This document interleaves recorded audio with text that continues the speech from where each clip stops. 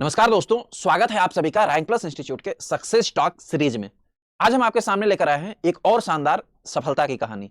आज हमारे साथ एक बहुत ही खास स्टूडेंट जिनका नाम है शिवानी धाकड़, जिन्होंने एम्स सीआरई 2025 में all India rank 167 and Rajasthan NHM 2025 में राजस्थान रैंक 15 हासिल की है और उन्हें एम्स ऋषिकेश में लैब अटेंडेंट ग्रेड 2 में पोस्टिंग मिली है। ये हमारे रैंक प्लस इंस्टीट्यूट के मेहनती और डेडिकेटेड छात्र रही हैं। आज हम जानेंगे कि इन्होंने कैसे अपनी तैयारी की, कौन कौन सी स्ट्रेटेजी अपनाई और रैंक प्लस इंस्टीट्यूट ने इनकी जर्नी में क्या योगदान दिया। तो चलिए शुरू करते हैं बिना किसी देरी के। Hello. Hello Shivani, welcome to rank Namaste plus. Sir. नमस्ते, नमस्ते कैसे हो सर। बेटा? एकदम बढ़िया सर। कैसा महसूस कर रहे हो अभी आप सिलेक्शन लेकर के? अभी मैं स्विंकिंग कर रही हूँ, बताएं आपको। ये मेरा बहुत बड़ा ड्रीम था आपसे लाइव बात करने का। हर ओहो, बच्चे का ड्रीम होता है कि ये मेरी ब्लेसिंग थी कि मैं आपसे बात कर पा रही हूँ लाइव में। चलो बहुत बढ़िया। सबसे पहले आपको बहुत बहुत कॉन्ग्रेचुलेसन, बहुत बहुत शुभकामनाएं कि आपने इतना बड़ा सिलेक्शन लिया बेटा। थैंक और यू। अपने पेरेंट्स का भी और हमारे रैंक प्लस का भी नाम आपने ऊंचा किया, रोशन किया। इसके लिए हम भी आपको बहुत बहुत ग्रेटिफाई करते हैं कि आपने हमें इतना एक अलग फील करवाया।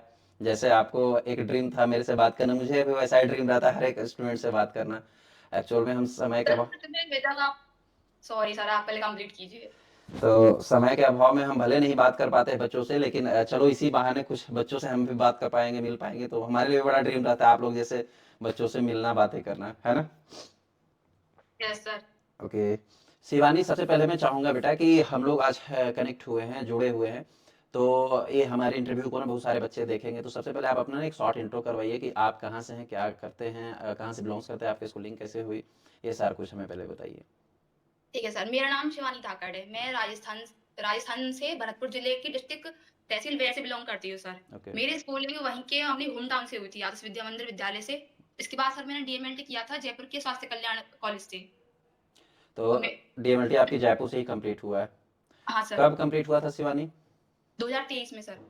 23 में कंप्लीट हुआ और 25 में आपने ऑल इंडिया रैंक 167 एम्स में ले आया। आपको कैसा फील हो रहा है?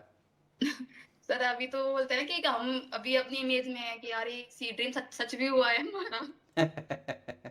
अच्छा, एक मैं आपको ना बहुत ही वंडरफुल बात बताने जा रहा हूँ। आपने ना 8 दिसंबर 2023 को रैंक प्लस ज्वाइन किया था और आज यस। 8 दिसंबर 2025 को आपका इंटरव्यू हो रहा है। देखिए कैसा कॉन्फिडेंस है ना? हाँ सर, ये कितना कितना बड़ा तो कॉन्फिडेंस है कि आप। आपने जब फर्स्ट डे ज्वाइन किया था 8 दिसंबर 2023 को, तो सोचा था कि 2 साल बाद सर से ऐसे इंटरव्यू हो पाएगा और मैं इतनी जल्दी सक्सेस हो जाऊंगी? सर कोई इमेज ही नहीं थी इस चीज की, कोई इमेजिन में नहीं था कि मैं आपसे बात कर पाऊंगी उसी डेट को जब मैंने ज्वाइन किया था। मेरे टीम लोग अभी टीम मेंबर बता रहे थे कि सर शिवानी ने 8 दिसंबर 2023 को ज्वाइन किया था। मैंने बोला ये तो बहुत वंडरफुल कॉन्सिडेंस हो गया कि जिस डे में बच्चा ज्वाइन किया उस डे में आज उसका सक्सेसफुल स्टोरी का एक इंटरव्यू हो रहा है। Yes sir. चलो बहुत अच्छा। बेटा, जब आपने डीएमएलटी अपना कंप्लीट किया 2023 में, उसके बाद आप जैसे ही आपका कंप्लीट हुआ तो पहले आप कंपटीशन के लिए क्लास ज्वाइन किए या कहीं लैब या हॉस्पिटल ज्वाइन किए? पहले मैंने हॉस्पिटल ज्वाइन किया था। कहाँ? हमारे सिर्फ जयपुर में ही हॉस्पिटल है, जयपुर हॉस्पिटल के नाम से। अच्छा। वहां मैंने ज्वाइन किया था। ओके। तो वो हॉस्पिटल जो था वो 100 बेडेड था या बिलो 100 बेडेड था? सर बिलो 100 बेडेड था वो हॉस्पिटल। ठीक है, आपने वहाँ लगभग अभी वहीं काम कर रहे हैं आप या कहीं और काम कर रहे हैं? सर मैंने जॉब क्विट कर दी थी। जब मैंने बैच ज्वाइन किया था ना, हम्म। उसके कुछ समय बाद मैंने जॉब क्विट कर दी थी। अच्छा। क्योंकि सर वो मुझे बाद में पता लगा कि 100 बेड का ही उसमें मेंशन कर रखा था उन्होंने, हम्म। सीआरई के लिए, एम्स के लिए। हम्म। इस वजह से सर वो 50 बेड का तो वैसे भी अलाउ नहीं था उसमें तो। हम्म। हम्म। 100 बेड का मैंने ट्राई किया पर सर हो नहीं पाया 100 बेड के लिए। हम्म। तो इस वजह अब से फिर मैंने तो अभी ये जो जूनियर लैब अटेंडेंट में इसमें 100 बेडेड की नीड नहीं है? नहीं सर, इसमें तो ओनली आपने डीएमएलटी किया हो, 12 साइंस से हो। बिल्कुल बिल्कुल। चलिए बहुत बढ़िया, बहुत अच्छा लगा हमें सुन के। अब एक बात मुझे ये बताइए कि जब आप रैंक प्लस 8 दिसंबर 2023 को ज्वाइन किए, मुझे लगता है कि मई जून में आपका डीएमएलटी फाइनल हुआ होगा 23 में। तो आप 23 में फाइनल किए, हॉस्पिटल ज्वाइन किए और हॉस्पिटल ज्वाइन करने के बाद आपको बताया किसने कि एक रैंक प्लस इंस्टीट्यूट भी है, वहां हमें पढ़ना चाहिए? सर मुझे जब मैंने कॉलेज खत्म किया था तब मुझे शुरू से था कि मुझे जाना है, एम्स में जाना है। सर मेरा सपना था एम्स ऋषिकेश जाना है और मैं अच्छा। एम्स ऋषिकेश ही जा रही हूँ। अच्छा, आपको एम्स ऋषिकेश मिला भी, चलिए बहुत बढ़िया, आपकी सपना ड्रीम पूरी हो गई। बस सर मेरा ड्रीम पूरा हो गया। तो सर मैंने यूट्यूब पे देखी थी आपकी वीडियो, आपका एक लेक्चर देखा था। अच्छा। उसी टाइम मैंने फिक्स कर लिया था कि मुझे आपसे ही पढ़ना है। ओके। आपको तो पता क्योंकि सर आपकी। यूट्यूब पर ना और भी टीचर्स हैं, तो आपने औरों का भी देखा था या केवल आपको मिला और मेरा लेक्चर मिला और सीधा पहुंच गया आप रैंक प्लस? मैंने सर 2 टीचर का और भी देखा था, ओके, पर आपका लेक्चर देखते मुझे लगा कि अब मुझे देखना नहीं है किसी और टीचर का। मुझे यहीं जॉइन करना है, अब मेरे को यहीं से मुझे सिलेक्शन आपका मिलेगा। ही जॉइन करना है। पता है सर आपकी एक ख़ासियत बहुत अच्छी है। आप हाँ, जो पढ़ाते हो ना, हाँ, वो उसी टाइम हमारे माइंड में फिक्स हो जाता है कि ज़रूरत नहीं है एक्स्ट्रा पढ़ने की उसके बाद मुझे। अच्छा।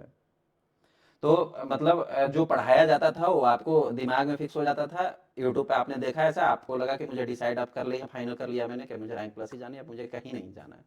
हाँ सर। अब आपने एम्स का ड्रीम बनाया था बेटा, मुझे ये बताइए, एम्स में ना टेक्निकल पार्ट्स भी पूछे जाते हैं, नॉन टेक्निकल भी पूछे जाते हैं।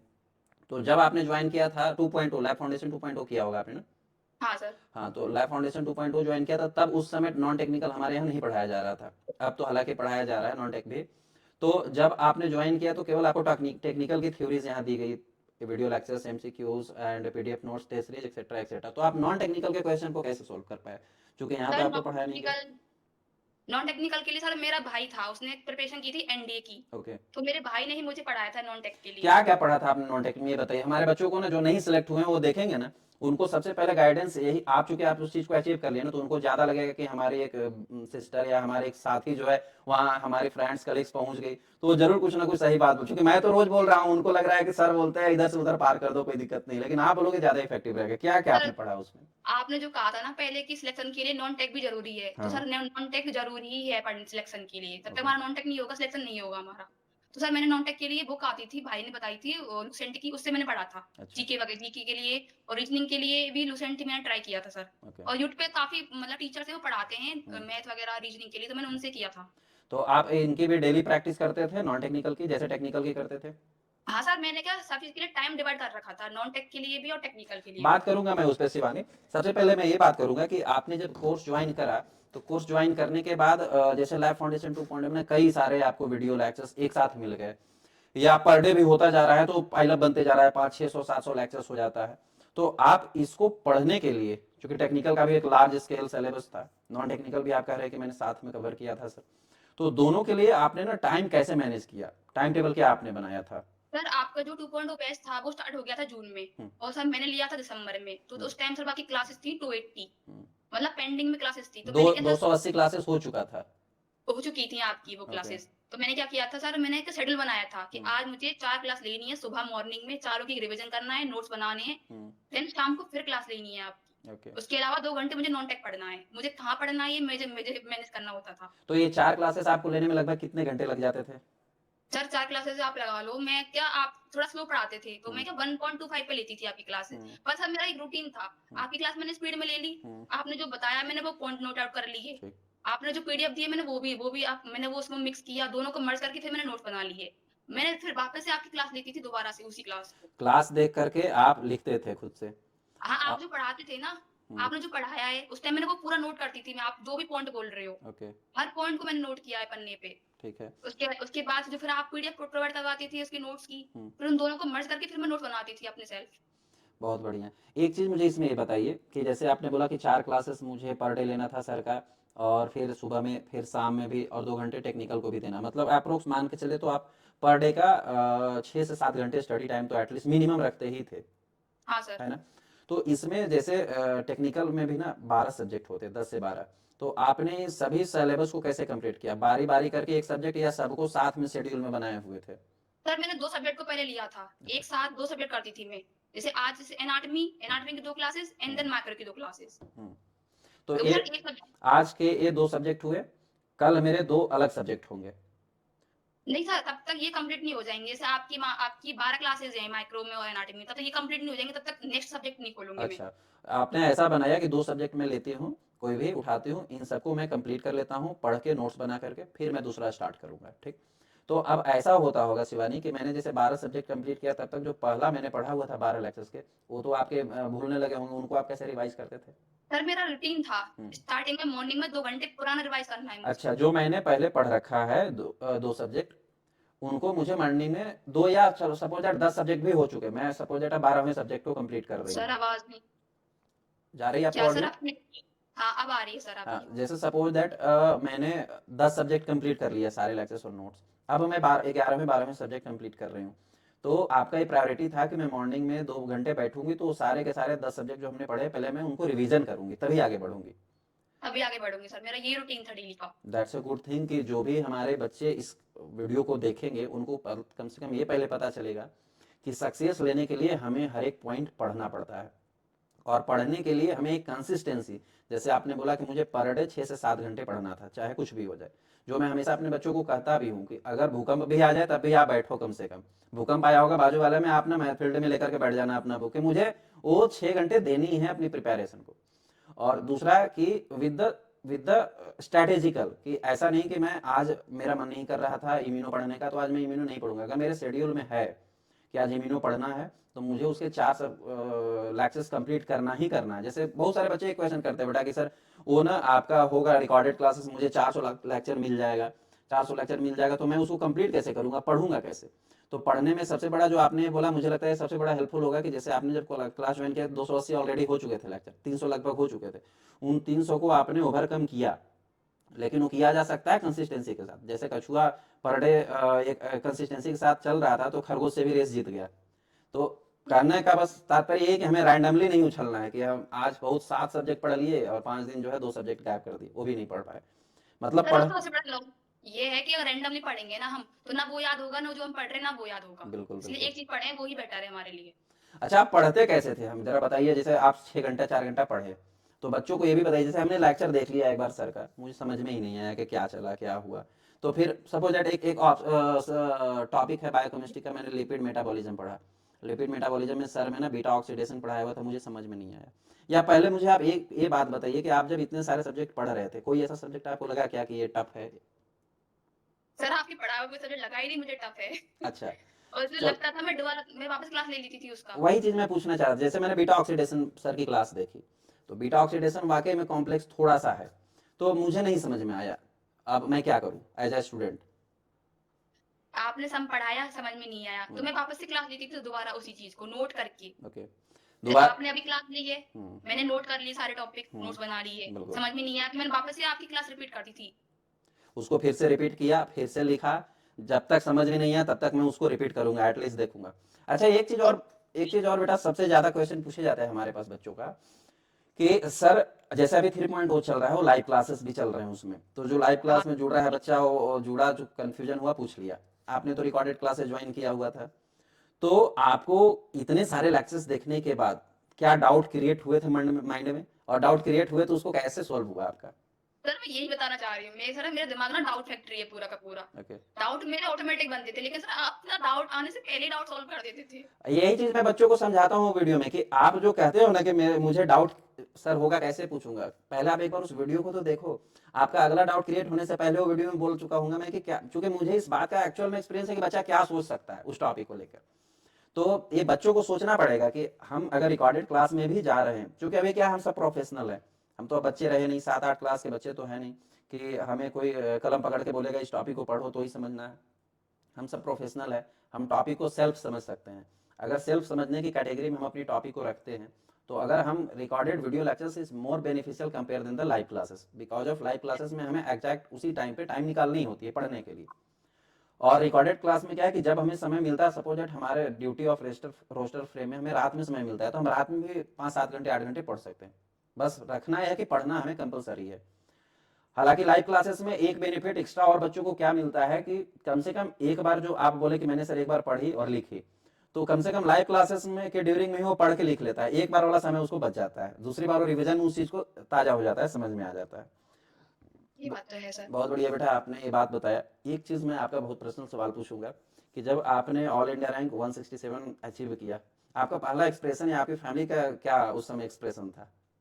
सर उनको तो यही था कि बस शिवानी का सपना सच हो गया, जो हमने मेहनत करी थी वो हमारी मतलब बर्फिट हो गई। अच्छा। वो बहुत हैप्पी हमने थे जो सर बिटिया इससे। को इतना मन लगा के पढ़ाया वो हमारा भाई सफल हो गया, क्योंकि सर यही नहीं, आपने जो हमारे राजस्थान में लगता है ना राजमेस का एग्जाम, एनएचएम राजमेस का एग्जाम, उसमें सर मेरी ऑल राजस्थान 15 रैंक आई थी आपकी ही वजह से। एनएचएम में राजस्थान आपने 15 रैंक लाया था। शिवानी, आ रहा है बेटा आपको आवाज? हाँ आ रहा है सर। ओके। तो हम लोग थे कि आपका जब रिजल्ट आया एनएचएम में भी 15 और 167 एमसीआरई में, तो आपके क्या एक्सप्रेशन थे एंड फैमिली ने क्या कहा, क्या एक्सप्रेस किया? सर उनको तो यही था कि जो सर ने पढ़ाया ना वो आपका बर्फिट हो गया पढ़ाना। Sir okay. आपकी ही ब्लेसिंग है जो हम यहाँ तक पहुँच पाए। अरे मैं बोलता हूँ आप लोगों का मेहनत है बेटा। देखो मैं क्या हूँ, एक जरिया हूँ, या मैं कंटेंट केवल डिलीवर करता हूँ। मैं तो हजारों लाखों बच्चों को पढ़ा रहा हूँ, उनमें से कुछ फ्यू ऑफ स्टूडेंट सेलेक्ट होते हैं। तो मेरा हमेशा से कहना होता है कि टीचर का रोल ना 15 to 20% ही होता है। 80% रोल ना हमें स्टूडेंट का निभाना होता है। एज ए स्टूडेंट जो अच्छा स्टूडेंट बना वो वाकई में सक्सेस होता है एक दिन। लेकिन बस हम क्या है, गाइडर है, गाइडिंग जो दे रहे हैं आपको, गाइड को फॉलो करना होता है। बट वो बच्चा कितना उसको टेक ऑन करता है, जैसे आपने टेक ऑन किया। तो हाँ, आप कंप्लीट कीजिए कि आप जब अचीव किए तो आप क्या फील किए, क्या एक्सप्रेशन था? एक्सप्रेशन का कुछ मतलब मैं बता नहीं सकती, उस टाइम इतना खुश थी बता नहीं सकती मैं आपको। बहुत ज़्यादा खुशी थी। बहुत ज़्यादा खुशी थी उस टाइम पे। चलिए बहुत अच्छा, खुशी की बात भी है, क्योंकि जो हम सभी क्या हैं, लोअर मिडिल क्लास फैमिली से बिलोंग्स करते हैं। और आजकल आजकल क्या, शुरू से हमारे जो इंडियन कल्चर में रहा है, बेटे को तो सब लोग पढ़ाते हैं। आप बेटी होकर के इतना बड़ा अचीवमेंट लिए, और आपके पेरेंट्स इसके लिए आप पे बिलीव किए, और उस बिलीव पर आप खरा उतरे। तो ये हर एक हमारी बिटिया को समझना होगा जो भी पढ़ने के लिए बाहर निकल रही है। क्योंकि पेरेंट्स ना अपने, एक बेटी को पढ़ने के लिए ना कई जगह लड़ना होता है। पहला को पेरेंट्स से लड़ना होता है, फिर उनके पेरेंट्स को अपने समाज से लड़ने होते हैं। क्योंकि जैसे ही आप बाहर कदम रखते हो पढ़ने के लिए ना, हमारा एक समाज ही इस थियोरेटिकल एनालिटिकल सोच का है कि आप कुछ भी अच्छा करो, लेकिन उसके दिमाग में वही सारी चीज़ें क्रिएट होती है जो होना है। तो उसके पेरेंट्स को लड़ना होता है उस समाज से भी, फिर आपको कंपटीशन में लड़ना होता है। तो एक बेटी को ना कई जगह लड़ना होता है, और आप उस चीज़ पर, उस पैरामीटर पे खड़ा उतरे हैं। तो ये वाकई में बहुत बड़ी अचीवमेंट है, एक बेटी होकर के आपने इतना बड़ा अचीवमेंट हासिल किया। तो वाकई में सबसे बड़ा ये लग रहा है कि मुझे भी फील हो रहा है जब हमारी कोई बच्ची सेलेक्ट होती है। तो इनफैक्ट हमारे पास जो बच्चे एनरोलमेंट लेते हैं, तो मैं तो अपनी टीम को सबसे पहले ज़्यादा भी कहता हूँ कि आप ज़्यादा, लड़के क्या है, कहीं ना कुछ जुगाड़ कर लेते हैं। लड़कियों का अगर कोई अगर आता है क्वेरीज या कुछ भी उनको इश्यूज होता है, उनको आप सबसे ज़्यादा सपोर्ट कीजिए। क्योंकि उनको हमारे यहाँ से भी सपोर्ट सबसे ज़्यादा दिया जाएगा, तभी वो अपने समाज में प्रखर हो पाएंगे। यस सर, ये बात तो सही है आपकी। शिवानी, आप एक बात बताइए, आपने अब अचीवमेंट ले लिया एम्स सियारी का, आप एम्स ऋषिकेश जाने वाले हैं, अभी तो आप पहुंचे नहीं है ना? नहीं सर, अभी नहीं पहुँचे। अच्छा, जब आपका सिलेक्शन हुआ तो उसके बाद का प्रोसेस क्या था? रिजल्ट आया, रिजल्ट तो आपको पीडीएफ में शो हो गया होगा। शो हो जाने के बाद फिर आगे का क्या क्या प्रोसेस फॉलो हुआ, आपने क्या किया? सर रिजल्ट आने के बाद हमसे चॉइस फिलिंग करवाई गई थी। ऑनलाइन? हाँ, कि हमें अब हमारे रैंक के अनुसार कौन सी कि हमें किसको प्रायोरिटी देनी है। अच्छा। जैसे ऐसे बहुत ऐसे टोटल 12-13 एम्स थे उसमें एलिजिबल कि हमें जैसे जो हमें सूटेबल है हमें उसको प्रायोरिटी पहले देनी है ठीक। अपनी रैंक के अनुसार। ऐसे नहीं कि जैसे कोई सा मन में आए वो भर दिया फिर हमने उसमें, हम्म। क्योंकि फिर आगे सर वो उसमें कंपटीशन रहता है रैंक का। तो जिस आपने बच्चे की रैंक वो जो ज्यादा होगी। 12 चॉइस दिख रहे थे, आपने सबको सीक्वेंस वाइज, प्रायोरिटी वाइज पे सेलेक्ट किया? हाँ सर, ठीक। जिस उसके उसके जैसे मेरी प्रायोरिटी थी उस हिसाब से मैंने सेलेक्ट किया था उनको। तो आपने सबसे पहले नंबर पे एम्स ऋषिकेश रखा हुआ था, हाँ सर, और वो आपको मिल गया। वो अच्छा, मुझे एक मिल गया। कितने दिनों बाद फिर पता चला, जैसे मैंने चॉइस फिलिंग कर दी, कितने दिनों के बाद कि मुझे एम्स मिल गया, पता चला? सर उसके अराउंड आप उसका रिजल्ट आएगा दिवाली 20-25 दिन हो गए होंगे सर इसके बाद। 20-25 उसके दिन तुरंत बाद बाद ही आपको मेल आया, या आपने ऑनलाइन पोर्टल पे ओपन करके चेक किया कि मुझे सर मिल? उसकी लिस्ट आई थी अभी अच्छा हाँ, वो जो पीडीएफ लिस्ट आया उसमें फिर मुझे पता चला कि मुझे कि एम्स मुझे मिल गया। एमपीसी केस अलॉट ठीक हुआ है, है। जब एम्स ऋषिकेश अलॉट हो गया, उसके बाद डॉक्यूमेंट वेरिफिकेशन का आगे कुछ प्रोसेस ऑन हुआ? उसका सर मेल आएगा, अभी मेल नहीं आया है डॉक्यूमेंट वेरिफिकेशन के लिए। डॉक्यूमेंट वेरिफिकेशन में सारे आपको डॉक्यूमेंट वेरीफाई करवाने होंगे, पहले ऑनलाइन, फिर आपको फिजिकली जा करके, देन आपका फिर जो है पोस्टिंग मिल जाएगा वहाँ पर। चलिए बहुत यस। अच्छा, ये प्रोसेस होता है।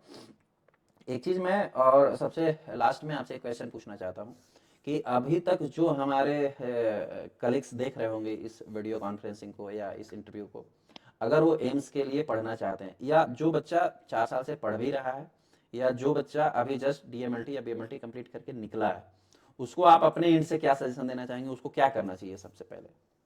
सर अगर डीएमएलटी करा हुआ बच्चा है तो उसको एक्सपीरियंस देना चाहिए 100 बेड वाला, हम्म, क्योंकि हमारे अब एम्स में यही नियम है हम्म। कि 100 बेड का एक्सपीरियंस होगा तभी हम जीएमएलटी के लिए अप्लाई कर सकते सबसे हैं। पहले आप निकलिए कॉलेज से और सीधा आप 100 बेड हॉस्पिटल ज्वाइन करने की कोशिश कीजिए।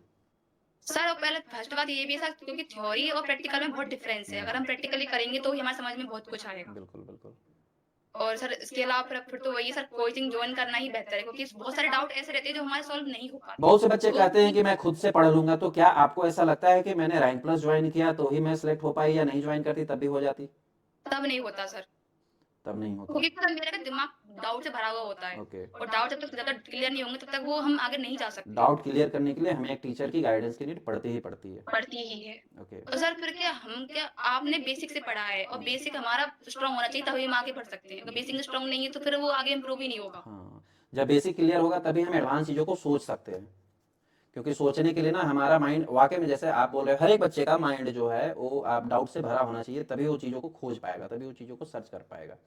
तो हर एक स्टूडेंट को जो है सबसे पहले बेसिक समझना, जैसे हमें एक नॉर्मल सी टॉपिक हीमोग्लोबिन, अगर हम रोज टेस्ट लगाते हैं तो ये हीमोग्लोबिन शरीर में बना कैसे होगा, कहाँ से बनता होगा, कहाँ रहता होगा, कैसे हमारे पूरी बॉडी में जो सर्कुलेट होता होगा, इस प्रकार से जब तक क्वेश्चन नहीं क्रिएट होगा, और ये अगर क्वेश्चन क्रिएट हो रहा है तो इसको सॉल्व करने के लिए फिर हमें किसी न किसी से पढ़ना होगा, और जितनी आप क्वेश्चन क्रिएट करेंगे उतना ही आप ज़्यादा पढ़ पाएंगे, और उतना ही डिप्रिसिएटेड पढ़ के फिर, चूंकि एग्जाम्स में तो सारे क्वेश्चन आपको यहीं डीप से पूछने हैं। तो ठीक है, आपका पहला सजेशन है कि कोई भी बच्चा अब जैसे ही पास आउट हुआ है या अभी तक प्रिपरेशन कर रहा है, जो अभी सिलेक्ट नहीं हो पाया है, उसके लिए आप क्या कहेंगे, जो 2 बार, 1 बार दे चुका है एमसीसीआरटी और सिलेक्ट नहीं हुआ, अगर फिर से उसको प्रिपरेशन अगेन रीस्टार्ट करना है तो कैसे करें कि ताकि उसका अगली बार भी आपके जैसा 167 ले आए हो? सर मेरी तो एक चीज़ है कि success need revision and revision. Okay. अगर सक्सेस चाहिए तो आपको रिवीजन करना पड़ेगा, प्रैक्टिस करनी पड़ेगी। आपको प्रैक्टिस करना होगा एक कांस्टेंट वे में। एक कॉन्सेप्ट वे में और पर डे सर जितना प्रैक्टिस करेंगे, जितना रिवाइज करेंगे वही चीज़ हमें आगे बेनिफिट करेगी। क्योंकि बिना प्रैक्टिस के आप सक्सेस नहीं हो सकते। Practice is the most powerful tool to be achieve anything, मुझे भी ऐसा लगता है, क्योंकि इसीलिए मैं बच्चों को हमेशा कहता हूँ कि आप जितना रिवीजन करोगे, रिवीजन करने से एक और चीज़ें होता है कि जब हम कोई चीज़ों को एक बार पढ़ चुके हैं, ठीक है, फिर अगर आप दोबारा उस चीज़ को पढ़ेंगे ना तो एक नया चीज़ आपके माइंड में क्रिएट होगा, अरे ये हमको सर पिछली बार अभी छूट जो गई। री हम्म। कंप्लीट कीजिए नहीं सर। नहीं, आप बोलिए, कोई बात नहीं, आप जितना ज़्यादा बोलोगे मेरे बच्चों को उतना ज़्यादा अच्छा लगेगा। You are the chief guest for today for all of us, me नहीं and the sir, audience also, दोनों के लिए। सर अभी जो रिसेंट एग्जाम हुआ था एम्स वाला, उसमें जो आपने इमेज प्रोवाइड करवाई थी ना हमें हेमेटोलॉजी में, सारी की सारी वही इमेज आई थी। हाँ, मतलब डिट्टो जो आपने ये चीज मैं आपसे पढ़ा है। पूछने वाला भी था कि जो हमारे कंटेंट आपको मिलते हैं, उन कंटेंट में आपको सबसे ज्यादा कौन सा पार्ट जो है बेनिफिशियल हुआ एग्जाम में, जैसे कि एक वीडियो लेक्चर्स है, एक पीडीएफ नोट्स है, एक टेस्ट सीरीज है, एक डीपीपी है, कौन सा सबसे ज्यादा आपको लगा कि ये पार्ट जो था हमारे लिए सबसे ज्यादा बेस्ट था, और सर वही आपका लेक्चर, सर आपका आप। लेक्चर लेने के बाद पढ़ जरूरत ही नहीं है पीडीएफ और टीपीपी की तो मुझे। ओके। आपके लेक्चर में है क्या, मतलब मोस्ट जो पॉइंट थे ना वो सारे नोट आउट हो जाते थे ओके। कि हाँ अब ये तो बाहर जाएगा नहीं किसी से पेपर। इसी से जो भी जान लो। एग्जाम हुआ था ना रिसेंट राजमेस वाला एग्जाम, उसमें हम्म। तो पूरा पेपर ही वही आया था जो आपने पढ़ाया था। बच्चों के यही सबसे ज्यादा कंफ्यूजन होता है, जैसे हम लोग यहाँ आपसे बातें कर रहे हैं तो बच्चों को जो नहीं ज्वाइन किए हैं उनके दिमाग में सबसे पहले यही कंफ्यूजन आता है कि सर ने यूट्यूब पे इतने सारे एमसीक्यूज क्लास पढ़ा रखा है, क्या वो एमसीक्यूज क्लास पढ़ करके सिलेक्शन हो जाएगा या फिर वो थ्योरी पढ़नी जरूरी होगी? सर थ्योरी बहुत नीड है, थ्योरी की बहुत ज्यादा नीड पड़ती है क्योंकि सर एमसीक्यू तो गिने चुने होते हैं 10 20 50, लेकिन बिल्कुल। थ्योरी तो अनलिमिटेड है सर। और आप थ्योरी क्लियर कर लेंगे तो एमसीक्यूज ऑटोमेटिक क्लियर हो जाएगा। वो तो एमसीक्यूज, सर देख, एमसीक्यूज आप प्रैक्टिस के लिए यूज कीजिए, it will more beneficial. Sir MCQ तब बेटर है तब हमारी थ्योरी बिल्कुल क्लियर है। ओके। मतलब हर एक बच्चे को हमें पहले ये समझना होगा कि जैसे हमारी शिवानी भी बोल रही है, अचीवमेंट ली है उसके बावजूद भी, कि सबसे पहले जो है आपको थ्योरी क्लियर करनी होगी। थ्योरी जब तक आप क्लियर नहीं करते हैं तब तक आप एमसीक्यूज पढ़ करके सिलेक्शन लेने की अगर कहते हैं एक्सपेक्टेशन की हम ले लेंगे तो ये थोड़ा इम्पॉसिबल सा होगा, या फिर आपको मे बी मोर ज़्यादा और लेबर हार्ड वर्क करना हो अगर एमसीक्यूज दायरे से आप चल रहे हैं तो। मैं भी हमेशा ही बच्चों को सजेशन देता हूँ कि आप थ्योरी पढ़ें, साथ में आप जॉब करें तो और भी मोर बेटर है कि आप प्रैक्टिकल नॉलेज भी लेते रहेंगे। और उसके बाद जब आपके पास समय बचता है, देन जब हमारी सिलेबस कंप्लीट हो जाती है, फिर हमें जो है एमसीक्यूज की प्रैक्टिस करनी चाहिए। प्रैक्टिस से हमें पता चलेगा कि आपने एमसीक्यूज पढ़ा था शिवानी? हाँ सर, मैं क्या करती थी आपका टॉपिक क्लियर करिए, टॉपिक करने के बाद उसके एमसीक्यू करती थी मैं। बहुत बढ़िया। यानी कि एमसीक्यूज पढ़ना हमें टॉपिक क्लियर के बाद है, ऐसा नहीं कि हम स्टार्ट ही एमसीक्यूज से करें, फिर ना वो जो क्या बोलते हैं वो कंफ्यूजन वाले दायरे में फंस जाएंगे कि वो वाली लाइन है, कंफ्यूजन है सॉल्यूशन का पता पता नहीं। नहीं, बस वो जो क्या बोलते हैं कि एक क्वेश्चन पूछ लिया, अब उसमें से ये आंसर हुआ कैसे, अब उस आंसर को बच्चे आजकल क्या करते हैं ना, उनको शॉर्ट टर्म में चाहिए प्रिपरेशन भी, शॉर्ट टर्म में सॉल्यूशन भी, जैसे बच्चा को कोई कंफ्यूजन हो गूगल पे जाके सर्च कर लेता है। और मैं कहता हूँ कि गूगल पे हमें सॉल्यूशन जरूर मिलता है, लेकिन गूगल ही जो है हमें सबसे ज्यादा कंफ्यूज करने वाला प्लेटफॉर्म है। जैसे आप कोई गूगल पे हर कोई भी चीज़ें सर्च करते हो, हमें वही सजेस्ट करता है जो हम आप जैसे 10 लोगों ने कोई आर्टिकल लिख रखा हो, उसके पास अपना कोई कंटेंट नहीं है। तो ऐसा कोई जरूरी नहीं कि जो गूगल पे लिख रहा है वो हर एक लर्नर ही है या हर एक जो है उसके पास इतनी नॉलेज है कि वो सही चीज़ लिखे। तो बच्चे क्या करते हैं, हमारे पास ऐसे क्वेश्चन भी आते हैं कि कहीं कोई एमसीक्यूज देखा, उस एमसीक्यूज में उसने कुछ और आंसर दे रखा था, उसको तो परसेप्शन क्रिएट हो गया कि यही ऑप्शन जो है करेक्ट है। उसने गया गूगल पे कोई तीसरा आंसर उसको बता दिया, क्योंकि किसी ने कुछ और लिख रखा था जो उसके माइंड में था, वो तो ट्रेंडिंग के लिए, वो तो ऐड आने के लिए उसने कुछ भी लिख रखा था। अब फिर वो हमारे पास आएगा और बोलेगा सर मुझे बस इसका ना, जो हमारी टीम को, कि मुझे ना इसका बस आंसर बता दीजिए। अब उसका आंसर करेक्ट हम अगर बता दें तो फिर उसको और एक कंफ्यूजन क्रिएट हो जाएगा कि वहां करेक्ट कुछ और था, गूगल पे कुछ और था, सर कुछ और बता रहे हैं। अब उसका दिमाग जो है कंफ्यूजन में जो है फंस गया। तो मैं इसका सबसे बेस्ट सॉल्यूशन यही है कि उस टॉपिक को सबसे बेस्ट रहेगा कि आप पढ़ लें। पढ़ने का जरिया आप रैंक प्लस भी चूज कर सकते हैं। आपको, मैं तो हमेशा कहता हूं कि आपको जहां बेस्ट लगे, जिस स्टूडेंट को, किसी पे कोई फोर्सफुली नहीं है, लेकिन आपको एटलीस्ट एक टीचर की उंगली पकड़नी होगी सक्सेस होने के लिए। फिर आप टीचर्स में से उस टीचर को चूज कीजिए जिसकी बातें आपके दिमाग तक पहुंचती है, जिसकी बातें आपके कान से होते हुए आपके दिमाग तक पहुंच जाए, जो लगे कि एक बार बोल दे तो मेरे अंदर बस वो अब एस्पिरेट हो गया है, मुझे और अनदर चीज़ की ज़रूरत नहीं है। ऐसे आप टीचर का सिलेक्शन कीजिए और सिलेक्शन लीजिए। वंस अगेन आपको बहुत बहुत शुभकामनाएं शिवानी कि आपने सिलेक्शन ली, हमें भी अच्छा फील करवाया, अपने पेरेंट्स का नाम रोशन किया और अपनी कैरियर को आपने सबसे पहले प्रायोरिटी पर रखा। ये प्रूव करता है कि 2023 में हमने डीएमएलटी कंप्लीट किया और 2 साल बाद भी हम गवर्नमेंट जॉब ले सकते हैं। लेकिन गवर्नमेंट जॉब 2 साल के अंदर भी लिया जा सकता है, इस बेस पर कि हम कंसिस्टेंटली पढ़ें, हम मन लगा के पढ़ें, हम स्ट्रैटेजिकल पढ़ें, जो टीचर कह रहा है उसको हम फॉलो करें, और हाँ शिवानी जैसा मेहनत जरूर करें, तब हम पा सकते हैं। और आप कुछ हमारे बच्चों के बारे में या अपने बारे में बताना चाहते हैं? नहीं सर, आपका बहुत बहुत बहुत थैंक यू। मैं बोलती हूँ ना कि मेरा तो ड्रीम था आपसे बात करने का। मैं रेम्स बहुत आऊंगा ऋषिकेश कभी, तो आपसे जरूर मिलूंगा। जरूर सर, आप जरूर मिलके जाना मुझसे कभी एमसीसी के साथ तब। श्योर, चलिए बहुत बहुत धन्यवाद, आप ज्वाइन हुए, समय दिए।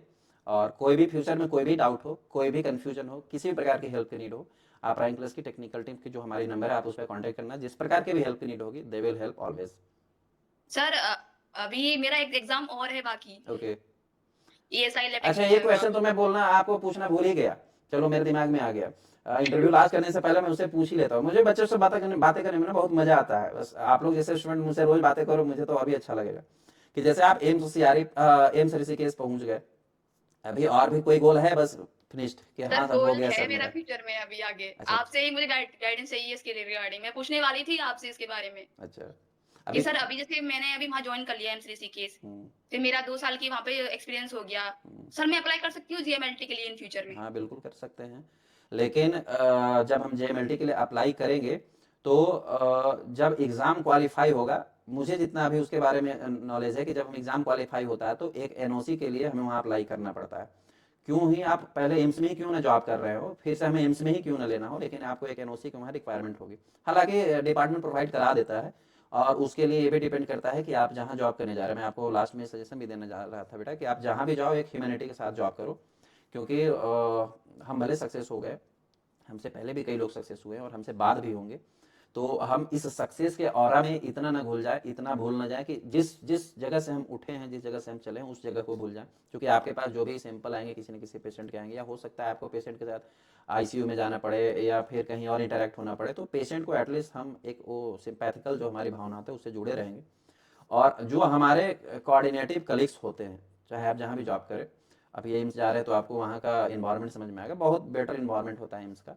तो उस इन्वायरमेंट में हम ऐसा ऐसा वर्क वर्कर बने जो कि हर हमसे ऊपर वाला और हर हमसे नीचे वाला जो पोस्ट पे जॉब कर रहा है वो भी फील करे कि नहीं ये एक तो कोई है जो अलग है। मतलब इसके पास अगर मैं बैठ के 2 मिनट बातें कर लेता हूँ ना, तो मुझे सारी दुख सुख जो है, मैं जब लैब में जॉब जॉब कर रहा था प्राइवेट लैब में, मैं अपना एक एक्सपीरियंस आपको शेयर करता हूँ कि मैं वहाँ जॉब करता था, तो एटलीस्ट जब मैं इंटर करता था ना लाइब्रेटरी में, डायग्नोस्टिक सेंटर था, तो वहाँ पर जो भी एक एक स्वीपर था उससे भी मेरा हाई हेलो होता। इनफैक्ट एक उनका मैं नाम भूल रहा हूँ, पढ़ी लिखी ज़्यादा नहीं थी, और वो लगभग उस सेंटर पे वो लगभग तो 10 साल से काम कर रही थी, स्वीपर का काम करती थी, मतलब सफाई कर्मी थी। तो कभी कभी मैं जब इंटर करता तो वो कहीं और किसी और डिपार्टमेंट में सफाई कर रही होती, मुलाकात नहीं होता। तो वो सारा काम फिनिश करके ना फिर वो 2-3 घंटे बाद एक बार मेरे लैब विजिट करने आती कि आज मुझे आपसे सर मुलाकात नहीं हुआ था। मैंने बोला कोई बात नहीं, अब हो गई ना। तो एटलीस्ट हमें ऐसा ह्यूमन बनना चाहिए कि जो जिसको हर को किसी दिन मैं अगर नहीं जॉब जाऊँ तो जॉब पोस्टिंग पर नहीं जाऊँ तो उसको फील हो क्यों नहीं आया, मेरे बारे में क्यूरियोसिटी हो। इसलिए क्यूरियोसिटी नहीं हो कि मैं कोई खराब व्यक्ति हूँ, इसलिए क्यूरियोसिटी हो कि मेरे बिना उसको कुछ फील हो अधूरा सा। ऐसा हमें एम्प्लॉय बनना चाहिए हर जगह जहां आप काम करें। और ऐसा अगर इस एनवायरनमेंट में आप काम करेंगे तो एम्स भी आपको बहुत अच्छे से समझेगा, एनओसी देने में उसको कोई परेशानी नहीं होगी। हर लोग चाहता है कि हमारा एम्प्लॉय बहुत ऊपर जाए, हर माँ बाप चाहते हैं कि हमारी बेटा बेटी बहुत ऊपर जाए। वैसे ही हर हर हमारे यहाँ पर भी बहुत से लोग काम करते हैं, हम खुद चाहते हैं कि हमारा एम्प्लॉय अगर कहीं ऊपर जाना चाहता है, कोई एक हमारे यहाँ कृति मैम है, तो उनका ना हर एक महीने में एक दो एग्जाम होते रहता है। तो मैं खुद चाहता हूँ कि उस बच्चे ने इतना मेहनत किया है, उन्होंने पीजी करा हुआ है मैथमेटिक्स से, एंड तो मैं खुद चाहता हूँ कि हर एक जो हमारे पास भी जॉब कर रहा है वो हमसे भी ऊपर चला जाए। तो क्यों नहीं, जितना हेल्प बनता है करता है। तो आप जेएमएलटी की तैयारी कर सकते हो वहाँ से भी, और करने के बाद आपको एनओसी मिलेगा तो फिर आपका सिलेक्शन भी हो सकता है, कोई दिक्कत नहीं। और जहाँ तक भी हमारी नीड पड़ेगी, हम लोग हमेशा अवेलेबल रहेंगे आपके लिए बच्चे। अ, चलिए अब हम लोग इस इंटरव्यू को यहाँ फिनिश कर सकते हो। और कोई डाउट या क्वेरीज आप जो हमें सजेस्ट करना चाहते हो, या एक चीज़ मुझे सजेस्ट करो कि क्या आप मुझे पढ़ाने में या हमारी कोई तकनीक है उसमें हम लोग कुछ और एनहांसमेंट कर सकते हैं, या अच्छा चल रहा है, आप लोगों को सब कुछ ठीक ठाक लग रहा है?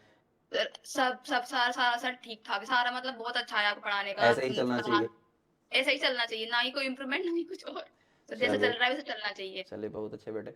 आप जीवन में खूब ऊंचाइयां हासिल करो, हमारी शुभकामनाएं आपके साथ है। Thank you sir. Okay, thank you so much. God bless you बेटा। Thank you sir.